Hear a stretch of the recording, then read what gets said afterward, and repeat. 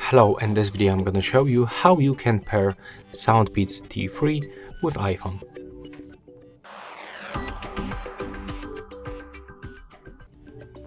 First of all, you have to input both earbuds into the charging case and then just simply open this case.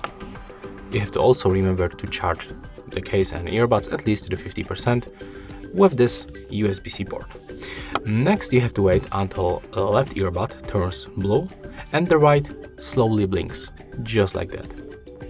Next, we have to go to the Bluetooth settings on the iPhone, turn it on, and select SoundPeats T3 from other devices list. As you can see right now, we are successfully connected. So that's all for this video, hope you like it.